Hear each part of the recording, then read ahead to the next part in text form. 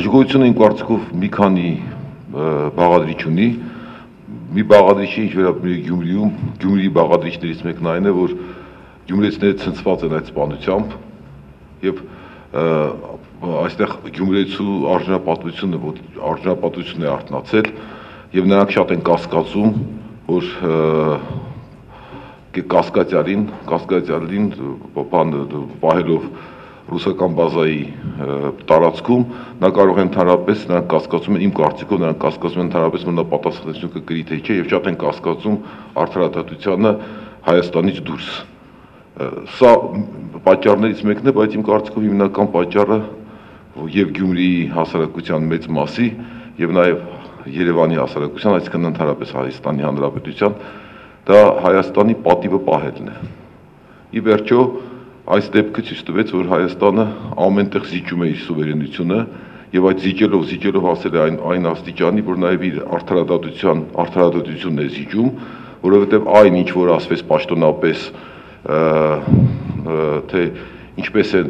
համագործակցել, ինչ որ հանելուկային հարցեր, որ մենք հակագծերի չենք բացի, բայց ոնց են համագործակցել, ես չեմ հասկանում, ինչ է նշանակում ռուս սահմանապանի զինվորականի հետ համագործակցելը։ Տեղի ունեցել ծանր հանցագործություն եւ Հայաստանի իրավապահ մարմինների պարտականություններ բացահայտել այդ հանցագործությունները բռնել կասկածյալին։ Եվ հանկարծ պարզվում է, որ ինչ որ սահմանապահներն են ձերբակալել, նույնիսկ եթե սահմանապահներն են, սահմանը Հայաստանի տարածք է։ Եվ սահմանապահները պարտավոր էին այդ կասկածյալին հանձնել Հայաստանի իրավապահներին։ Այսինքն այս ամբողջ պատմությունը ես չեմ ուզում խորանամ, շատերը կասեն, հիմա այստեղ իրավաբանական նույնպես կասի, այս ամեն ինչը կասկածել եւ ցույց է տալիս, որ քաղաքական որոշում է կայացրել, ես դա հստակ կարող եմ ասել, քաղաքական որոշում է կայացրել կասկածյանին հանձնել Ռուսաստանի իրավասության տակ։ Եվ սա բարձրացրեց արդեն գիտեք, հետաքրքիրը գիտեք որն է, որ հայ հասարակության այդ ակտիվ մասը, որը ոտքի է կանգնել, նրանք Հայաստանի արդարադատության առանձնապես չեն հավատում, որովհետև միշտ բողոքել են դրա դեմ,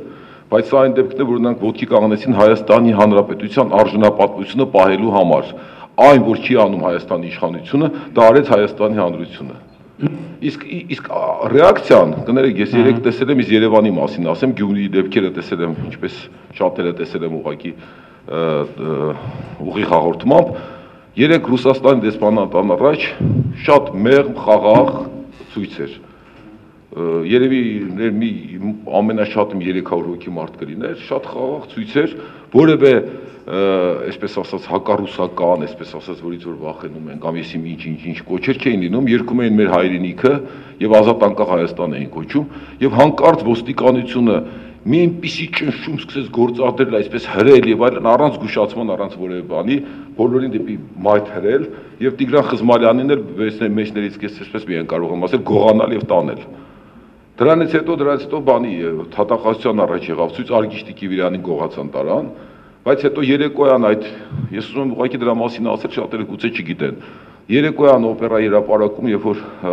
աջակցության հավաքեր, հավանաբար Գյումրու դեպքերին, երևի ինչ ասեմ, մի 50 հոգի մարդ կլիներ կամ 100, կներեք, երևի մի 100 հոգի մարդ կլիներ, մի քանի հոգի Հայաստանի դրոշներով էին։ Բանը միացրած, համակարգիչը միացրած նայում էին Գյումրիի դեպքերը ինտերնետով։ Խաղաղ զրույցներ էին եւ այլն, ոչ կոչ կար, ոչ բան։ Եվ ես ասում եմ, որ կատարվեց մարդավորս։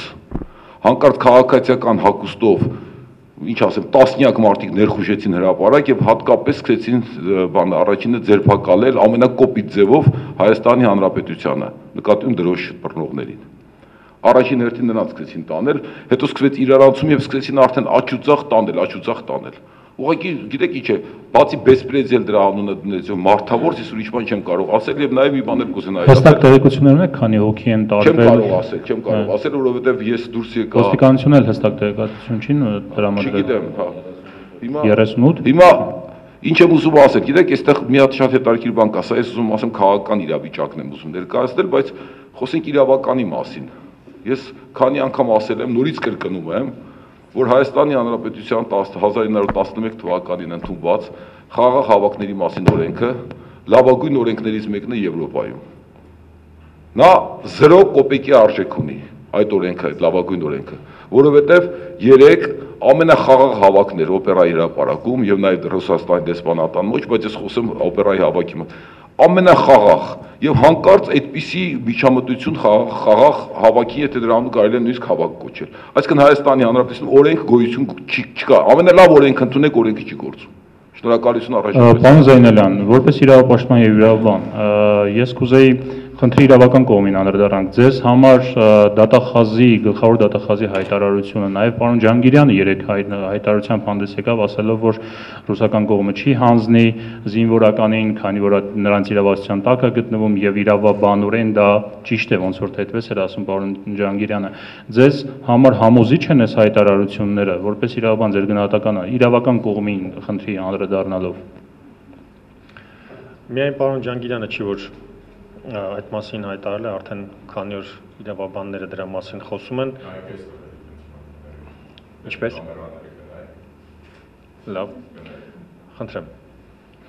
Վահե Գրիգորյանը, Արայք Ղազարյանը սրա վերաբերյալ նաև տեսակետներ են արտահայտել եւ նաև զուգահեռ անցկացրվել Հրաչյա Հարությունյանի դեպքի հետ, ըստ որի եթե Հարությունյանը ինչ որ ձևով հայտնվեր Հայաստանի Հանրապետության հյուպատոսության կամ դեսպանատան տարածքում, ապա Հայաստանի Հանրապետությունը եւս նրան իրավունք չեր ունենա հանձնելու։ Եվ օրինակ բերվեց, զուգահեռներ անցկացվեց։ Այսպես է։ Ինչու են վրդոված մարդիկ, ինչու են դրսևորում այսպիսի վարքագիծ, կարծում եմ անարդարության զգացողությունն է, գուցե նաև անբացատրելի, որ համոզիչ չեն այն վարկածները, ըստ որի այդ անձնավորությունը ծարավ է եղել, այդ դուռն է բաց եղել, մտել է այդտեղ, վախեցել է եւ սկսել է բոլորին գնդակարել։ Սա համոզիչ չի։ Եվ այս տեսակետը հնչել է այն պարագայում, երբ որ նա գտնվել է Ռուսաստանի զինվորականների իրավազորության ներքո։ Կասկածելի է, որ սա է մոտիվը։ Դրա համար մեզ համար շատ կարևոր է, որպեսզի իրականացվի ոչ ագրգիռ կողմի քննությունը։ Դրանով է պայմանավորված նաև այս վարքագիծը։ Նաև արդեն եղել ես հետևել եմ հրապարակումներին Ռուսաստանի Դաշնությունում։ Նախ ասեմ, որ հանրային հեռուստաընկերությունները սրան անդրադարձ չեն կատարել։ Սա եւս ինչ որտեղ վիրավորում է մարդկանց, որ սրան անդրադարձ չեն կատարել։ Սա խոսում է այն մասին, որ Ռուսաստանը անազատ երկիր է, որ այնտեղ խոսքի ազատություն չկա, ցենզուրա կա, կամ եթե հաղորդում են որևէ տեղեկություն սրա վերաբերյալ, միայն այն, որ այսինչովը կամ այսինչ ազնվորությունը լքել է զինվորական տարածքը եւ հայ-թուրքական սահմանը անցնելիս բռնվել է, ուրիշ ոչինչ։ Անշուշտ նրանք տիրապետում են այդ ինֆորմացիային, բայց դա չեն տալիս այդ ինֆորմացիան։ Եվ լրատվամիջոցներում, էլեկտրոնային լրատվամիջոցներով եւ ես կարդում եմ բաները, կոմենտները, մեկնաբանությունները տեքստերի տակ, դա ուղղակի սարսափ է հարուցում, թե մեծամասամբ այդ կոմենտներ գրող անձինք ինչ են մտածում, ինչ են զգում Հայաստանի նկատմամբ եւ ինչպիսի կեցվածք ունեն ընդհանրապես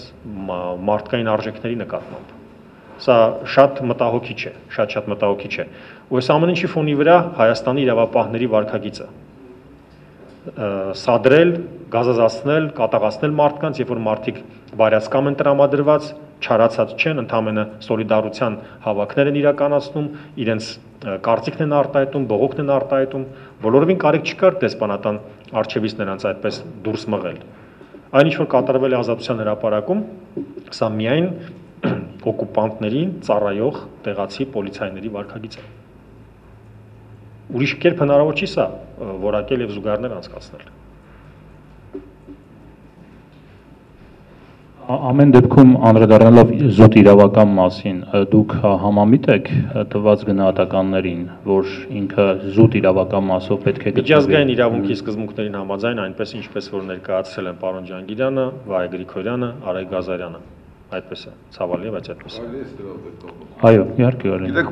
երբ որ մենք խոսում ենք post factum իրավիճակի մասին, այդտեղ գուցե ճշմարտություն կա, post factum իրավիճակն այն է, որ այժմ այդ կասկածյալը գտնվում է ռուսական բազայի տարածքում եւ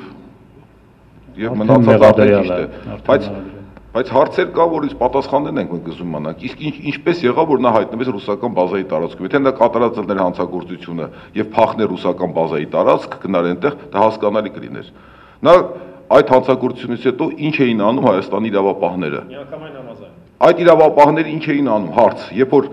ոստիկանապետը մեծ խոսում է, թե իրենք ինչքան պրոֆեսիոնալ են եւ այլն, այդ ընթացքում այդ շատ մեծ բարդություն չէր իմ կարծիքով, վստահ եմ, ներկայացնում նրանց ձերբակալել է, սա մեկ, երկրորդը,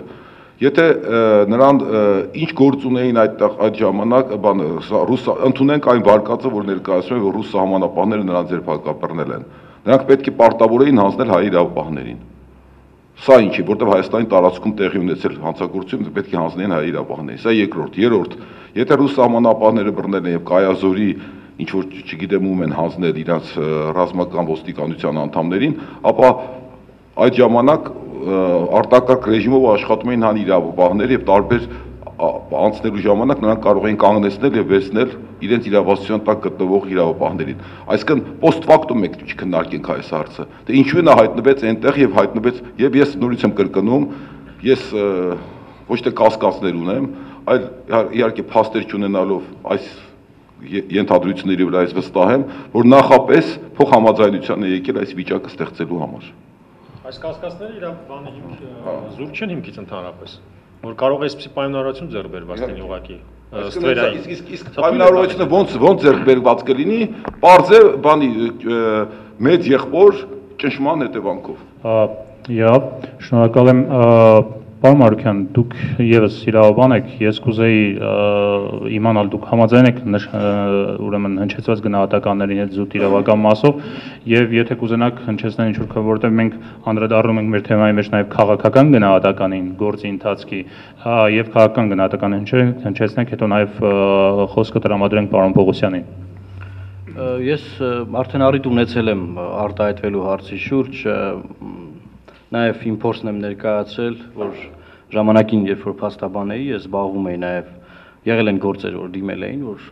ռուսական բազայի տարածքում տեղի ունեցած հանցագործություններով որպես պաշտպան մասնակցել եմ 5-րդ կայազորային Ռուսաստանի Դաշնության զինվորական դատարանում նշված քրեական գործեր որպես պաշտպան։ Եվ ես արդեն ներկայացրել եմ այն, որ նշվում է, որ նա, այսինքն կասկածյալը ոչրագործության պատասխանատվության կենթարկվի քրեական եւ կդատապարտվի Հայաստանի Հանրապետության տարածքում, ես հասկանում եմ հետեւյալ կերպ, որ դատավարությունը տեղի կունենա 5-րդ կայազորային դատարանում, քանի որ արդեն post factum հարցն ենք քննարկում, արդեն խոսվեց, թե ինչպես է ինչ որ հանգամանքներով հայտնվել նրանց Ռուսաստանի Դաշնության իրավազորության տակ, դա բազմաթիվ հարցեր կան, ես համամիտ եմ, այդ հարցերին պետք է պատասխաններ տրվեն, բայց այս պահին ունենք այնինչ ունենք իրավիճակ, որ 5-րդ կայազորային ռուսական զինվորական դատարանը խափանման միջոց է կիրառել կասկածյալի նկատմամբ եւ նրան վերցրել է կալանքի։ Այսինքն ամբողջությամբ այս պահին ռուսական արդարադատության իրավազորությունն է գործում։ Այլ բան է, որ նախաքննության շրջանակներում գոյություն ունի երկու առանձին հարուցված գործեր։ Մեր կողմից հարուցված գործ եւ իրենց կողմից հարուցված գործ, իրենց մասով կատարված հանցագործությունների հետ կապված եւ համատեղ քննություն է ընթանում։ Որքանով որ ես եմ հասկանում, համատեղ քննության արդյունքում ձեռք բերված ապացույցները եւ քննության նյութերը կմիավորվեն մեկ գործի մեջ եւ տեղի կունենա դատավարություն, որին որ կարող է Հայաստանի Հանրությունը հետևել։ Քանի որ ինքս այդ դատարանում որպես պաշտպան մասնակցել եմ, գիտեմ, որ հնարավորություն կա նաեւ այդ դատավարությանը հետևելու։ Պրակտիկան հետեւյալն է իմ ունեցած, որ դատավարությունից հետո, երբ որ անձը դատապարտվում է ազատազրկման, եթե բողոք է բերվում Ռոստովում վերաքննիչ դատարանը, եթե չեմ սխալվում, այնտեղ քննվում է նորից հարցը, եթե չի բերվում, ապա նա ուղարկվում է իր պատիժը կրելու Ռուսաստանի Դաշնության որևէ քրեակատարողական հիմնարկում։ Այս պահին post factum իրավիճակը դա է եւ երբ որ խոսք է գնում, որ ինչու է հղում կատարում Ռուսաստանի Դաշնության սահմանադրության վրա, այդ հղումը, ես որքանով որ հասկանում եմ, կատարել են առաջին հերթին ռուսաստանյան մեր գործընկերները, ասելով, որ եթե մենք նրան ձեզ հանձնենք, մենք մեր սահմանադրությունը կխախտենք։ Եվ այդ քաղաքացին կարող է մեզ դատի տալ։ Ինչպես որ օրինակ Հրաչյա Հարությունյանի գործով, ասենք, եթե նա հայտնվեր մեր իրավազորության տակ եւ մենք նրան հանձնեինք։ Մենք ունեցել ենք բազմաթիվ գործեր, ես անգամ գործ գիտեմ, որ Լոռու մարզի առաջնային դատարանում է քննվել, Միացյալ Նահանգներում հանցագործություն է տեղի ունեցել, մարդը կարողացել է տեղափոխվել Հայաստան, չի բռնվել եւ այնուհետեւ Հայաստանը չի հանձնել այդ մարդուն Միացյալ Նահանգներին։ Գործը ամբողջությամբ քննված ուղարկվել է Հայաստան եւ Հայաստանում նա դատապարտվել է։ Այսինքն այս պրակտիկան սա է, սա կա։ Եվ շնորհակալ եմ, պարոն Պողոսյան, որպես պատգամավոր, որպես քաղաքական գործիչ ես կուզենայի անդրադառնալ հարցի քաղաքական կողմին։ Ունի հարցը քաղաքական երանգ թե չունի, որովհետև հնչեցվում են նաև քաղաքական որոշակի գնահատականներ, եղել է փորձ, չգիտեմ դրա մասին գրում էին լրատվամիջոցները, ռուսական դրոշ այրելու, բայց չի իրականացվել այդ փորձը, հնչեցվում են տարբեր հայտարարություններ։ Ձեր գնահատականը եւ պարլամենտում ինչ տարբերակներ եք տեսնում քննարկելու այս խնդիրը, ինչ եք նախատեսում։ Շնորհակալություն։ Եթե նույնիսկ ամենասկզբում գործը եղել է իրավական, ապա ամբողջովին վերածվել է այսօրվա դրությամբ քաղաքական գործի։ Քաղաքական է նրա իմաստով, որ ինքը առաջինը բերեց միջպետական հարաբերությունների նաև խնդիր դարձավ։ Այսօրվա դրությամբ քաղաքական է, որովհետև Հայաստանում խախտվել է առնվազն միջազգային մի պայմանագիր, որը սահմանապահները պետք է հանձնեին ցանկացած մարդի սահմանախախտի, հատկապես որը քաղաքացիական շորերով է եւ չունի որևէ անձնագիր, անհասկանալի է ոնց են որոշում, որ ինքը ով է, պետք է հանձնվեր հայկական կողմի եւ դա միջազգային պայմանագրով է ֆիքսված եւ այդ միջազգային պայմանագիրը խախտվել է, այստեղ խնդիր պետք է բարձրացվի եւ ամբողջովին պետք է այս մի հարցը ուսումնասիրվի։ Միջազգային պայմանագրի երկրորդ խնդիրը, որը խախտվել է նույնիսկ ռուսական բազայի շրջանակներում, մենք շատ էինք խոսում 4-րդ, 5-րդ, 7-րդ, 8-րդ բաժինների, բայց նաև այդ պայմանագրում կա մի այլ բաժին, որը խոսում է, որ ցանկացած նմանատիպ դեպքեր, որտեղ երկու կողմը ունեն իրար այդ խնդիրներ, ձևավորվում է համատեղ հանձնաժողով։ Հանձնաժողովը իր տեղը, վայրը Երևան քաղաքն է եւ այդ հանձնաժողովի միջոցով են բոլոր հարցերը քննարկվում։ Որևէ այս տեսակի նախաձեռնություն չի տեղի ունենում ոչ հայկական կողմից, ոչ ռուսական կողմից եւ այս էլ մի այլ խնդիր է, որ ունենալով այս միջազգային բոլոր հնարավորությունները իրավական դաշտում չօգտագործել, արդեն վերահացում քաղաքական խնդրի։ Քաղաքական խնդիր է նաեւ այն տեսակետից, որտեղ անհասկանալի պատճառներով իրականում ես չեմ կարողանում որևէ մի ձևի գիտակցեմ, թե ինչի չի հայտարարվում ՍՔ օրեր, քանի որ ՍՔ օրերի հայտարարությունը եթե լիներ, դա քաղաքական մեսիջ էր, որ Հայաստանը ինչպես է վերաբերվում է իր սեփական քաղաքացին է եւ միգուցե արդարադատության հենց կամ արդարության զգացումը մեր բնակչության մոտ իսկապես ձևավորվեր։ Նայեք, 11 հոգի Ֆրանսիայում գնդակահարվեցին, համաեվրոպական ՍՔ օրերի գաղափար հայտարարվեց։ Բոլորը մեկնեցին Ֆրանսիա, իրենց սոլիդարությունը հայտարարեցին։ Չեմ ուզում չափերի խնդիր բացում, բայց մեկ ընտանիք, 6 հոգանոց ընտանիք Հայաստանի համար ոնց որ թե նույնիսկ ավելին է, քան 11 հոգին Ֆրանսիայի համար, երևի։ Եվ անհասկանալի է այս մի խնդիրը, որը նույնպես քաղաքականացվելու է տանում հարցին, որը կլիներ իսկապես քաղաքական մեսիջ եւ բնականաբար շատ այլ հարցեր կլուծվեին այլ խնդիրներով։ Եվ շատ վատ իրավիճակ է ըստիս ձևավորվել 3 տեղի ունեցած դեպքերին Գյումրիում, որը դառավ այնպես, որ երևի Գյումրիի սրբազանից ավելի լավ որևէ մեկը չձևակերպի, հա, ռուսը նստած իր համար իր խուցում թեկուս, տակ, հայերը իրար վրա քար են շպրտում, հայերը իրար վնասում են, հայերը իրար հանդեպ օրենք են խախտում եւ որն է այդ ի վերջո հարցի լուծման շրջանակը։ Մենք պետք է հասկանանք, որ այսօրվա դրությամբ այս հարցը, ով որ օգտագործում էր, ով որ այս րոպեին կարող է ձևակերպել ինչպես մեր թշնամի, երևի հրճվում է, թե ինչ է տեղի ունենում հայ հասարակության ներսում։ Ունենալով այն խնդիրը, որտեղ մենք իսկապես իրար մեջ ենք սկսել թշնամի ման գալը նորից, եւ ունենալով այն խնդիրը, որտեղ մեր պետական մարմինները ցավոք սրտի 3 օր ոնց որ թե որևէ մի նախաձեռնություն կամ աշխատանք չէին անում, որ հասկանային, որ մարդկանց արդարության այդ պահանջը եւ պատվազրկության պահանջը պետք է բավարարվեր։ Ես ուրախ եմ մի կողմից, որ ունենք այսօրվա դրությամբ օրինակ, ասենք պետական մարմնի ներկայացուցիչ, որը պատրաստ է ամբողջ օրը Գյումրիի մեջտեղը դուրս գալ ժողովրդի հետ խոսել, բայց եթե դա կարային անեին, ոչ թե անեին 3-րդ օրը, անեին առաջի օրը։ Շատ ուրախ եմ, որ պարոն Կոստանյանը կարող է իրեն թույլ տալ արդեն այն տեսակի իմաստով գնալ այնտեղ խոսել։ Լավ է, վատ է խոսելը, բայց իջել է ժողովրդի մոտ խոսելը։ Ինչի առաջի օրը դա տեղի չի ունենում։ Ինձ թվում է այդ աշխատանքը այնտեղ կատարվեց եղավ։ Կա այդ գիտակցությունը, որ մենք պետք է այս ամենի մասին բոլոր հարցերը քննարկենք։ Քննարկումները կլինեն փակ, բաց,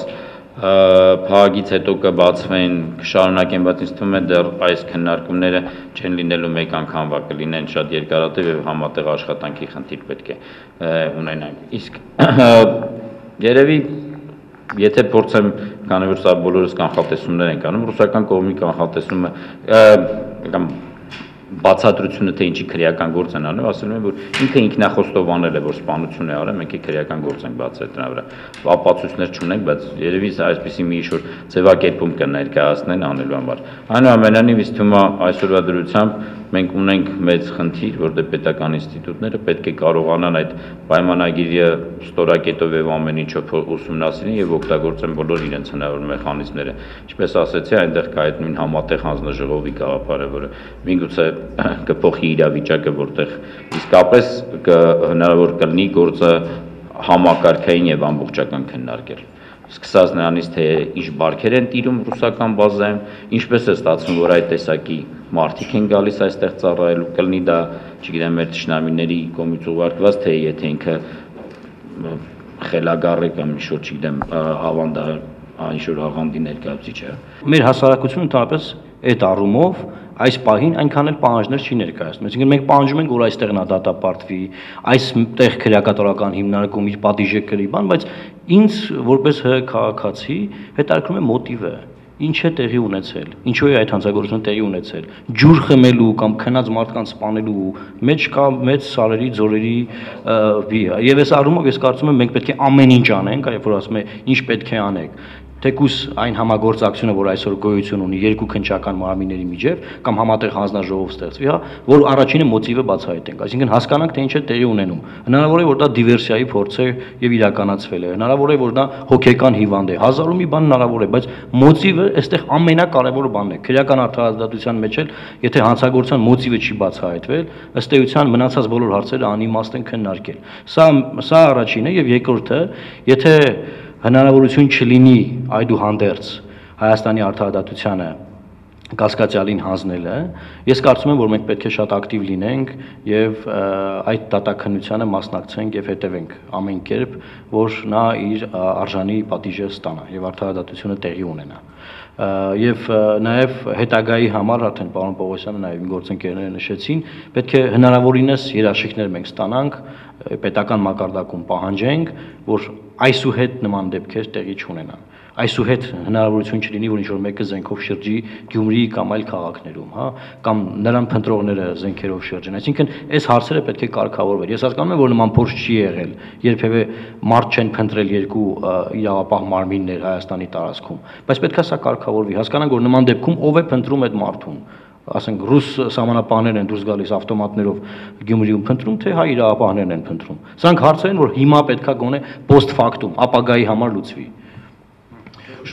Շնորհակալություն։ Դրանք անդրադառնա պարոն Զեյնալյանը, այս այդ խոսքում նաև ուղղակի մի փոքրիկ ավելացում, որտեղ լիակատար կիսում եմ Մարուկյանի տեսակետը, ինձ թվում է այն ինչ որ երեք որը ասեցի, որ ուրախ եմ, եթե կարողանում են այդպես ասել, հա, երեք ամբողջ օրը, օրինակ, չգիտեմ, դատախազը 5 անգամ դուրս եկել ժողովրդի հետ խոսել է։ Հիմա պարտադիր չի ամեն անգամ ցույց լինի, որ դուրս գա։ Կարան օրեկան պլանավորված մեր բոլոր իրավապահ մարմինները տեղեկություն հայտնեն հասարակությանը։ Ցանկացած օր ամեն օր ունենան հաղորդագրության շրջանակ, որովհետև թամփացիկությունը կա պահովի, թե այսօրվա դրությամբ այդ գործով ինչ առաջընթաց են ունեցել։ Գնացել են 10 տեղ են ստուգել, 20 հոգու են հարցաքննել, 30 բաներ, բայց հասարակությունը ստանա տեղեկություն ամբողջովին ինչ գործողություններ են տեղի ունենում, որ իմանանք, որ իսկապես աշխատանք է կատարվում։ Այս սրանով միգուցե մենք կբերենք հենց մեր այդ պահանջների ձևավորման խնդիրները։ Երկրորդը պետք է այդ շփումը տեղի ունենա, որտեղ փաստորեն երբ որ փորձում էինք երեք, ինչպես Աղատիկ ասաց, on-line դիտել այն ինչ որ տեղի էր ունենում Գյումրիում, մարդիկ հարցեր էին բարձրացնում, իրար չլսելու պատճառով, պատասխաններ չիմանալով, դառնում էր տեղեկատվական մի հատ վակուումի նման խնդիր, որտեղ մնում էր հարցերով առանց որևէ պատասխանների։ Հետո կես ժամ հետո նայում էր 15 մետր ենքում այդ հարցի պատասխանը տալիս էր մեկը։ Երբ որ իրար կարողանային լսենք, դրա համար մենք պետք է մի մեխանիզմ ձևավորենք, թե առաջին ինչ հարցեր ունենք մենք, իսկապես կարողանանք բարձրաձայնալ ասել եւ պետական մարմինները, ինչպես դուք եք ասում, այսօրվա դրությամբ լսեն այդ բոլոր հարցերը եւ կարողանան ամեն օր հաշվետվության նման ներկայացնել, թե ինչ են արել, ոնց են արել, որտեղ թափանցիկությունը այս գործընթացի ամբողջովին ապահովված է։ Ես ուղղակի մի ռեպլիկ ավելացնեմ, թե մի ռեպլիկ ասեմ,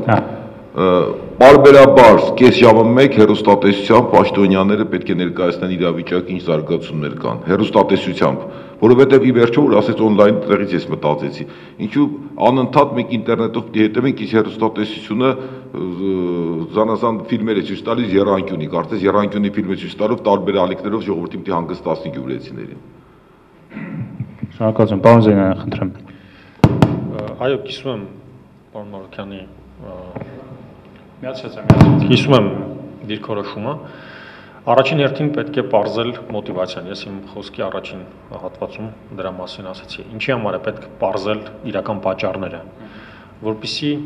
ապագայում նմանատիպ իրավիճակները հնարավոր լինի կանխատեսել և կանխել, վերացնել պատճառները, արդյոք դա վրեժխնդրություն է, որովհետև այսօր երեք այդ ցանցում մեկնաբանությունների տեսքով, երբ որ գրառումներ էին կատարվում, այդտեղ այդ էլեմենտը կար, շատ-շատերը ողջունում էին կատարվածը, որ պետք է նաև հաշիվը հավասարացնել, 18 զոհ մի դեպքում ավտովթարից, իսկ այս դեպքում ընդամենը 6 հոգի, եւ պետք է հաշիվը հավասարացնել, այսպեսի ասենք մտքեր են ընչում։ Արդյոք սրա հետ կապված Ռուսաստանի Դաշնության իրավապահները որևէ բան անում են ատելության խոսքը կանխելու համար, դրանց հեղինակներին պատասխանության ենթարկելու համար, հայտարարություններ կան հայ սպանելու վերաբերյալ, սրա կապակցությամբ որևէ բան անում են արդյոք իրավապահ մարմինները թե ոչ, այսինքն ճշմարտության բացահայտումը, իրական մոտիվացիայի բացահայտումը էական նշանակություն ունի, սա առաջինը, կարծում եմ պետք է պատասխանատվության ենթարկվեն համապատասխան պաշտոնատար անձինք, ովքեր որ անգործություն են ցուցաբերել եւ այս իրավիճակն է ստացվել։ Մենք տեղյակ ենք, որ բազայից թե Հայաստանի Հանրապետությունից եւ առաջին հերթին Հայաստանի Հանրապետությունից եւ հետո նաեւ ռուսական բազայից, որ մեր ունեցած ինֆորմացիայի համաձայն, երբ այդ անձնավորությունը լքել է իր բանը, պոստը, շատ կարճ ժամանակ հետո իրավապահներին հայտնել են այդ մասին, որ զենքով մարդ է որևէ բան չի արվել այս կապակցությամբ, որևէ բան չի արվել, թող լույսը բացվի Երևան, ամենայն հավանականությամբ սա միայն ենթադրություններ են։ Մյուսը, ինչու անմիջապես չի հարուցվել քրեական գործ, ինչու անմիջապես միջնորդությամբ չի դիմվել դատարան, որպեսզի խափանման միջոցը կալանք ընտրվի այդ կասկածյալի, եւ ինչու չի սանրվել տարածքը։ Երևանի կենտրոնում երթուղային տաքսիների մեջ մարդ փնտրելու անհրաժեշտություն չկար, այդ մարդկանց պետք էր տեղափոխել Գյումրի, որպեսզի նրանք այն ջանադրությամբ, ինչ որ 3 ազատության հրապարակից մարդ էին գողանում, դաշտերում փնտրեին կասկածյալին։ Սա էր պետք անել։ Այս ոստիկանները մեր կողմից սպառված պաշտոնատար անձինք են, ծառայողներ են, որոնց մենք կերակրում ենք, որպեսզի նրանք ծառայեն մեր շահերին, եւ ոչ թե մեզ, երբ որ մենք բարի խաղաղ հավաք ենք անցկացնում, մեզ բռնեն տանեն։ Սա է պետք անել։ Ես այստեղ կոլիզիաներ եմ տեսնում, լուրջ հակասություններ եմ տեսնում։ Հայաստանի Հանրապետությունը պարտավոր է ապահովել իր քաղաքացիների կյանքի իրավունքը եւ արդյունավետ քննություն իրականացնել։ Նաեւ պոզիտիվ պարտականություններ է կրում։ Լավ է, զոհերի իրավահաջորդները, եթե մտածեն իրենց կյանքի իրավունքի հարցը բարձրացնեն Եվրոպական դատարանում, ում դեմ են դիմելու Եվրոպական դատարան։ Հայաստանի Հանրապետության դեմ, թե Ռուսաստանի Դաշնության։ Ով է իրականացնելու այս արդարադատությունը։ Եթե Ռուսաստանի Դաշնության դեմ են դիմում, Ռուսաստանի Դաշնությունը կարող է հրաժարվել կամ այդ դեպքում պիտի ապացուցեն, որ Հայաստանի նկատմամբ արդյունավետ վերահսկողություն իրականացնում է Ռուսաստանի Դաշնությունը եւ պարտավոր է այս տարածքում ապահովել Հայաստանում բնակվող անձանց կյանքի իրավունքը։ Սա լրջագույն խնդիր է։ Այո, համաձայն եմ, այս դատավարությունը իրականացվելու է Ռուսաստանի երկգլուխարծվի խորհրդանշի եւ իրենց եռագույնի տակ եւ ռուսերեն է իրականացվելու։ Շատ ցավալի է սա։ Սրա համար պիտի պատասխանատվություն կրեն այն ոստիկանները, ովքեր չկազմակերպեցին սանրում տարածքի, անմիջապես չիրականացրեցին դա։ Եվ եթե այդ բանը պարեկությունը իրականացնում էին Ռուսաստանի Դաշնության այդ 102 ռազմաբազայի զինվորականների հետ,